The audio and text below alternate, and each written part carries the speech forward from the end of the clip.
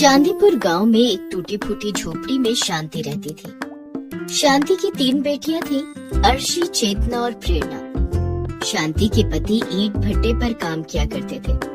कुछ साल पहले नदी में डूबने से उनकी मौत हो गई थी, जिसके बाद शांति के कंधों पर अकेले ही घर चलाने और बेटियों के पालन पोषण की पूरी जिम्मेदारी आ गई थी। ये सारी जिम्मेदारी मैं अकेले कैसे पूरा करूंगी? किसी का सहारा भी नहीं है। काम की तलाश में शांति उसी ईंट भट्टे पर गई जहां उसके पति काम करते थे। उसे देखकर ईंट भट्टे का मालिक बोला, इस काम में तो बहुत मेहनत लगेगी, तुम नहीं कर पाओगी। मालिक, आप बेफिक्र रहे, मैं आपका काम करूंगी। पति की मौत के बाद बेटियों की जिम्मेदारी मुझे ही उठानी है। मेहनत तो करनी ही पड़ेगी। ठीक है, कल से काम पर आ जाना और पगार काम पूरा होने पर ही मिलेगा। ठीक है मालिक। काम बहुत मेहनत का था। कड़ी धूप में ईंट ढोने से शांति के हाथ पैर खराब होने लगे थे और शांति कमजोर होने लगी थी। शांति की बड़ी बेटी अर्शी 12 साल की थी। उसकी दोनों छोटी बेटियां चेतना और प्रेरणा 10 साल और 8 साल की थी। पिता की मौत के बाद तीनों बहनों की पढ़ाई छूट गई थी। बेटा, मैं चाहती हूँ कि तुम तीनों बहनें पढ़ लिख कर अफसर बनो। मैं भी पढ़ना चाहती हूँ माँ, लेकिन हम स्कूल की फीस कैसे भरेंगे? हमारे पास तो खाने के लिए भी पैसे नहीं है। भगवान पर भरोसा रखो बेटा, सब कुछ जल्दी ही ठीक हो जाएगा। ईंट भट्टे का मालिक शांति पर बुरी नजर रखता था। मालिक, काम खत्म हो गया है, अब मैं जाऊँ? काफी देर हो गई है। अभी काम खत्म नहीं हुआ है, तुम्हें तो घर जाने की जल्दी रहती है। मुझे काम करने वाले लोग चाहिए। जी मालिक। जब सारे मजदूर चले जाएंगे तब तुम चले जाना। वो शांति के ऊपर बेवजह चीखता चिल्लाता रहता था और समय से पैसे भी नहीं देता था। मालिक, आज के पैसे दे देते। आज पैसे खत्म हो गए हैं, तुम पैसे कल ले लेना। एक दिन शांति की तबीयत ठीक नहीं थी। उस दिन उसका काम पर जाने का बिल्कुल मन नहीं था, लेकिन काम पर नहीं जाने का मतलब आज के पैसे भी नहीं मिलेंगे और घर में चूल्हा भी नहीं चलेगा। ये सोचकर शांति किसी तरह से उठी और नहा धोकर काम पर निकल गई। तबीयत खराब होने के कारण शांति को चक्कर आ जाता है और उसके सिर से सारी ईंटें उसके पैर पर गिर जाती हैं। उसके पैर से काफी खून बह रहा था। ये देखकर वहाँ काम कर रहे दूसरे मजदूर आ जाते हैं। अरे, इसे तो चोट लग गई है, काफी खून बह रहा है। तभी ईंट भट्टे का मालिक वहाँ आता है और गुस्से में चिल्लाने लगता है, सारा ईंट बर्बाद कर दिया है, मेरा नुकसान कर दिया। मैंने पहले ही कहा था ये काम तुमसे नहीं हो पाएगा। मालिक, मुझे माफ कर दीजिए। दरअसल आज मेरी तबीयत खराब है, इसलिए मुझे चक्कर आ गया, जिस वजह से सारी ईंटें गिर गईं। अब निकल जाओ यहाँ से। मालिक, मुझे थोड़े से पैसे दे दीजिए, इलाज करवा लूंगी। पैसे चाहिए तो आओ मेरे घर आके पैसे ले जाना। शांति मालिक की बात समझ गई और बिना पैसे लिए वहाँ से चली गई। शांति घर की ओर निकल पड़ी। रास्ते में उसके पति के दोस्त अशोक ने उसे देख लिया और कहा, अरे भाभी, आपके पैरों में ये चोट कैसे लग गई? क्या बताऊं भैया, पैरों पर ईंट गिर गई जिससे चोट लग गई और मालिक ने गुस्से में काम से भी निकाल दिया। भाभी, आपके पैरों से तो बहुत खून निकल रहा है, आप पहले अस्पताल चलो, आपका इलाज करवा दूंगा। अरे नहीं भैया, मेरे पास इलाज के लिए पैसे नहीं है। ये अपने आप ठीक हो जाएंगे। अरे नहीं, अपने आप कैसे ठीक हो जाएंगे? आप चलो मेरे साथ, पैसे की फिक्र आप मत करो। अशोक शांति को एक सरकारी अस्पताल में ले जाता है। वहाँ वो शांति के पैरों का इलाज करवाता है और दवाइयाँ दिलाकर उसे घर पहुँचा देता है। तभी शांति की तीनों बेटियां उसके पास आ जाती हैं और शांति के पैरों में बंधी पट्टी देखकर घबरा जाती हैं। माँ, ये तुम्हारे पैरों में क्या हुआ? ये चोट कैसे लग गई? कुछ नहीं बेटा, ठीक हो जाएगा, तुम परेशान मत हो। अर्शी बहुत समझदार थी। वो समझ गई थी कि माँ घर का खर्चा चलाने के लिए परेशान है। अर्शी ने शांति को समझाते हुए कहा, तुम चिंता मत करो माँ, भगवान हमारी मदद जरूर करेंगे। देखना, एक दिन सब ठीक हो जाएगा। इतना कहकर अर्शी उसी समय पास के स्कूल में गई जहाँ वो पहले पढ़ने जाती थी। वहाँ उसने स्कूल की प्रिंसिपल से मिलकर खुद के लिए काम मांगा। तुम क्या काम कर सकती हो? तुम तो अभी बहुत छोटी हो। मैडम, मैं यहाँ साफ सफाई का काम कर दूंगी, आप मुझे काम पर रख लीजिए। और अर्शी प्रिंसिपल से मिन्नतें करने लगी। प्रिंसिपल ने उसे स्कूल में साफ सफाई के काम के लिए रख लिया। अब अर्शी रोज उस स्कूल में जाती और वहां साफ सफाई का काम करती थी। अर्शी साफ सफाई का काम खत्म करने के बाद स्कूल के बच्चों को पढ़ते हुए देखती थी और खुश होती थी। एक दिन प्रिंसिपल ने उसे देख लिया। प्रिंसिपल ने उसे अपने पास बुलाया और कहा, तुम पढ़ना चाहती हो? जी मैडम। अर्शी फिर कहती है, मेरी 2 छोटी बहनें भी हैं, वो भी पढ़ना चाहती हैं। ठीक है, कल तुम अपनी मम्मी और दोनों छोटी बहनों को यहाँ लेकर आना। ठीक है मैडम। अगले दिन अर्शी शांति और दोनों छोटी बहनों को लेकर स्कूल आती है। शांति, आज से स्कूल की साफ सफाई और देखरेख का काम तुम करोगी। आज से तुम्हारी तीनों बेटियां इस स्कूल में पढ़ेंगी। मैडम आपका बहुत बहुत धन्यवाद। अब शांति अपनी तीनों बेटियों को लेकर स्कूल जाती थी। वो स्कूल की साफ सफाई और देखरेख का काम करती और उसकी बेटियां स्कूल में पढ़ाई करती थी। स्कूल से आने के बाद शांति का बाकी का समय यूं ही खाली गुजरता था, जिसे वो बेकार नहीं जाने देना चाहती थी। मैडम, मैं स्कूल का काम खत्म करने के बाद हॉस्टल की साफ सफाई का भी काम करूंगी। बदले में आप मुझे थोड़े पैसे और दे दीजिएगा। तुम हॉस्टल का काम तो कर सकती हो, लेकिन इसके बदले में तुम्हें पैसे नहीं मिलेंगे। फिर क्या मिलेंगे मैडम? तुम्हारी बेटियां पढ़ाई में बहुत तेज और होनहार हैं। तुम्हारे काम के बदले में मैं इन्हें अलग से ट्यूशन पढ़ाऊंगी, जिससे तुम्हारी बेटियां पढ़ लिख कर अफसर बन जाएंगी और इनकी स्कूल की फीस भी फ्री हो जाएगी। प्रिंसिपल की बात सुनकर शांति बहुत खुश हो जाती है। धन्यवाद मैडम। शांति की बड़ी बेटी अर्शी अब थोड़ी बड़ी और समझदार हो गई थी। माँ, मैं स्कूल के छोटे बच्चों को ट्यूशन पढ़ाऊंगी और उससे मिले पैसों से घर का खर्चा चलाने में तुम्हारी मदद करूंगी। वाह मेरी बच्ची। धीरे धीरे शांति की दोनों बेटियां प्रेरणा और चेतना भी बड़ी और समझदार हो गई। वो भी अर्शी की तरह स्कूल के छोटे बच्चों को ट्यूशन पढ़ाती और खुद भी पढ़ाई करती थी। कुछ साल बाद शांति की तीनों बेटियों ने अच्छे नंबरों से पास करके स्कूल की पढ़ाई खत्म की और कॉलेज में एडमिशन ले लिया। शांति की तीनों बेटियां काफी होनहार थीं। तीनों को कॉलेज से स्कॉलरशिप भी मिली और तीनों ने अपनी आगे की पढ़ाई जारी रखी। शांति की तीनों बेटियों ने अपनी मेहनत और लगन से कॉलेज की पढ़ाई पूरी की। माँ, मैं कलेक्टर बनना चाहती हूँ, आगे और पढ़ना चाहती हूँ। हाँ मेरी बच्ची, तू खूब मेहनत कर, हम सब तेरे साथ हैं। शांति की तीनों बेटियों ने प्रतियोगिता परीक्षाओं की तैयारी शुरू कर दी। दिन रात कड़ी मेहनत के बाद शांति की बड़ी बेटी अर्शी कलेक्टर बन गई। दूसरी बेटी प्रेरणा नेवी में अफसर बन गई और तीसरी बेटी चेतना ने इंजीनियरिंग की परीक्षा पास की और एक मल्टीनेशनल कंपनी में इंजीनियर के पद पर कार्य करने लगी। हमें आशीर्वाद दो माँ, तुम्हारी मेहनत के कारण ही आज ये सब हो पाया है। हमारी कामयाबी का सारा श्रेय तुम हो माँ। और अब तो हम सभी बड़े से बंगले में रहेंगे। दीदी को सरकारी बंगला जो मिला है।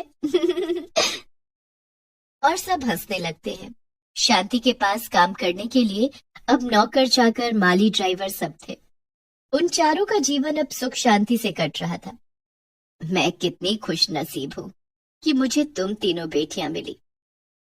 नहीं माँ, हम तीनों खुश नसीब हैं कि तुम हमारी माँ हो।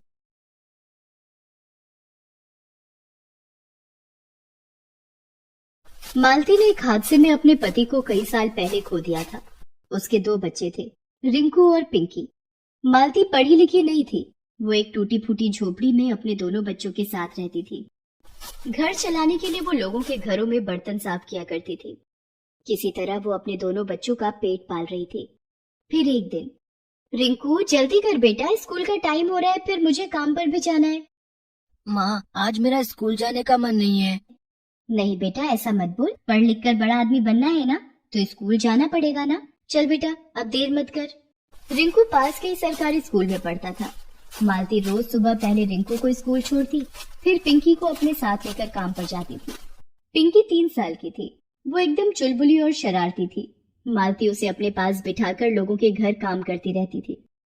एक दिन खेलते हुए वो बाहर हॉल में आ गई, जहाँ घर के बच्चे टीवी देख रहे थे। पिंकी भी टीवी में चल रहे कार्टून देखने लगती है। तभी घर के मालिक का बेटा बबलू उसे देखकर बोला, ए पिंकी, चल जा यहाँ से, ये हमारा टीवी है। बबलू की उम्र करीब 7 साल की थी। उसके मना करने पर भी पिंकी वहां से नहीं जाती। उसे कार्टून देखना अच्छा लग रहा था। इस पर बबलू को गुस्सा आ गया। उसने पिंकी को चिढ़ाने के लिए फ्रिज से एक चॉकलेट निकाली और उसे पिंकी को दिखा दिखा कर खाने लगा और बोला, अरे वाह, कितनी टेस्टी चॉकलेट है यार, मजा आ गया। ए पिंकी, तू खाएगी क्या? हाँ भैया, दो ना। बबलू पिंकी की तरफ चॉकलेट बढ़ाता है, लेकिन जैसे ही पिंकी अपना हाथ बढ़ाती है वो चॉकलेट पीछे खींच लेता है और जोर से हंसते हुए कहता है, मुंह देखा है तूने अपना, पता भी है कितनी महंगी है ये, चल निकल यहाँ से। पीछे खड़ी मालती ये सब देख रही थी। उसे बबलू पर बहुत गुस्सा आता है, लेकिन वो उसे कुछ नहीं कहती और पिंकी को अपने पास बुला लेती है। पिंकी रोते हुए मालती के गले लग जाती है। मालती उसे चुप कराती है और पिंकी को अपने पास बिठाकर वापस काम में लग जाती है। इतने में घर की मालकिन उसके पास आती है और उससे कहती है, मालती, इस पन्नी में खाना है, कल रात बच गया था, तू ले जा, अपने बच्चों को खिला देना। मालती चुपचाप वो खाना ले लेती है। गरीबी ने उसे मजबूर कर दिया था। वो अपने बच्चों की परवरिश बहुत अच्छे से करना चाहती थी, लेकिन उसके लिए ये बहुत मुश्किल था। वो हर वक्त चिंता में डूबी रहती थी, जिससे उसकी तबीयत भी खराब रहने लगी। ज्यादातर बीमार रहने की वजह से कई लोगों ने उससे काम कराना बंद कर दिया। अब तो हालात और खराब हो गए। नौबत ये हो गई कि उसे बचे खुचे खाने से ही अपने दोनों बच्चों का पेट भरना पड़ रहा था। वो खुद कुछ भी नहीं खाती थी, जो कुछ मिलता उसे बच्चों को ही खिला देती थी।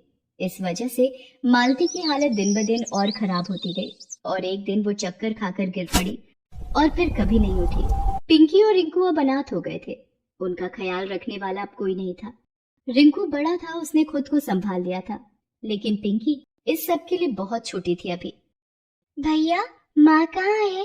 बताओ ना भैया, मुझे बहुत भूख लगी है। पिंकी, माँ हमसे बहुत दूर चली गई है, लेकिन तू रो मत, खाना मैं लाऊंगा। रिंकू अपनी बहन पिंकी का हाथ पकड़कर निकल पड़ता है खाने की तलाश में, पर उसके पास ना तो पैसे थे और ना ही पैसे कमाना वो जानता था। दोनों बच्चे भूख से बेहाल होटलों के बाहर यहाँ वहाँ घूमने लगते हैं। तभी उनकी नजर एक बूढ़े आदमी पर पड़ती है जो होटल के बाहर बैठकर कुछ खा रहा था। रिंकू उन बूढ़े बाबा के पास जाकर कहता है, बाबा, बहुत भूख लगी है, कुछ खाने को दे दो ना। पिंकी भी ललचाई आंखों से बूढ़े बाबा के खाने को देख रही थी। इससे पहले ही बूढ़ा आदमी कोई जवाब देता, पिंकी उसके हाथ से खाना छीनकर खाने लगती है। ये देखकर बूढ़े बाबा रिंकू से कहते हैं, बेटा, कौन हो तुम लोग? कहाँ से आए हो? तुम्हारे घर वाले कहाँ हैं? रिंकू बूढ़े बाबा को अपने बारे में सब कुछ बताता है। बूढ़े बाबा दोनों बच्चों की मदद करना चाहते थे, लेकिन सच तो ये था कि वो खुद होटल का फेंका हुआ खाना खा रहे थे, जिसे पिंकी ने उनके हाथों से छीन लिया था।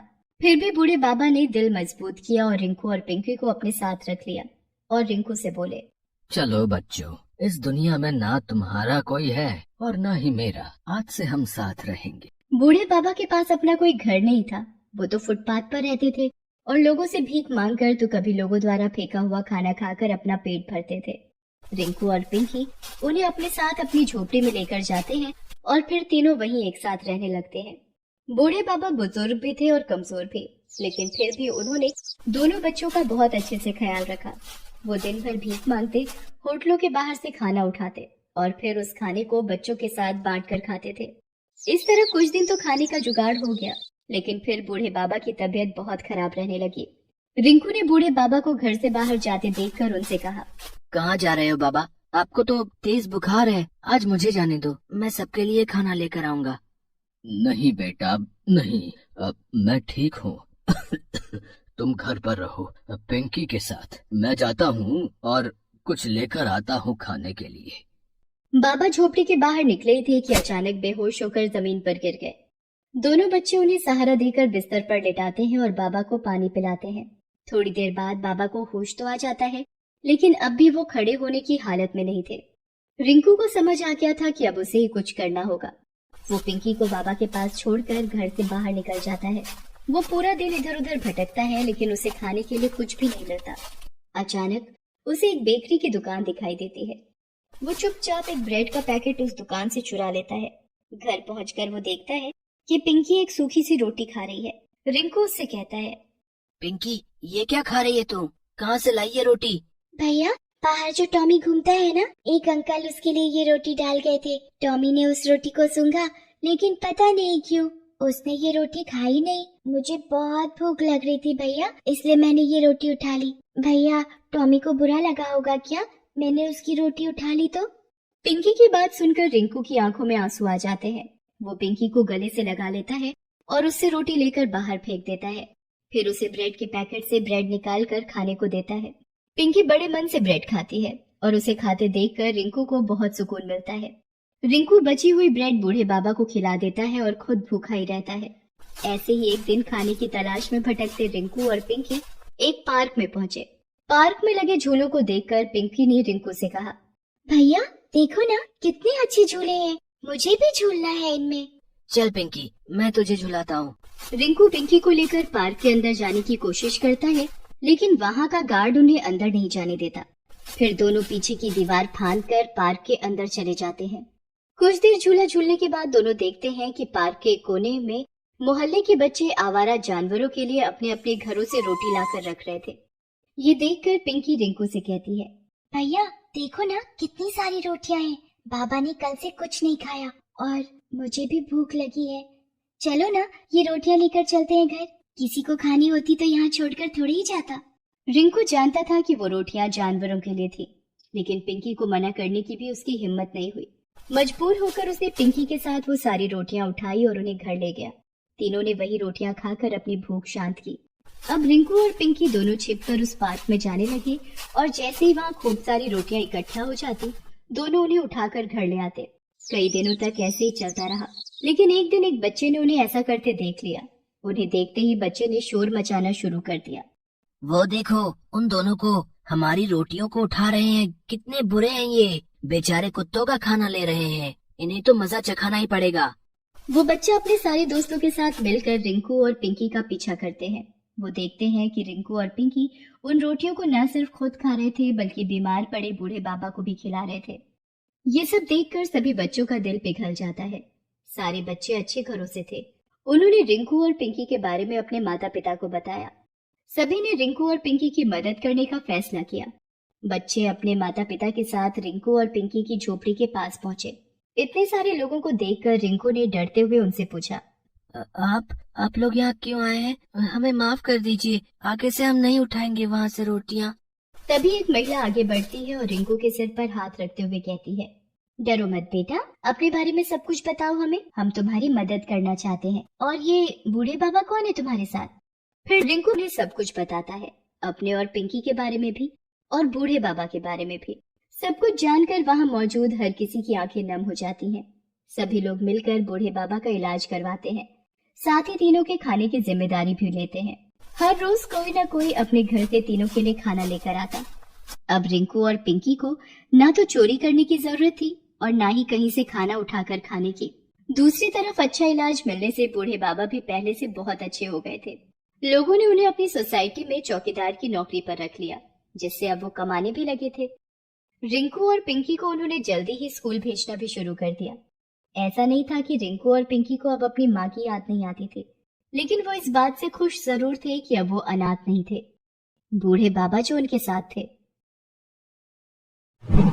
Please subscribe this channel.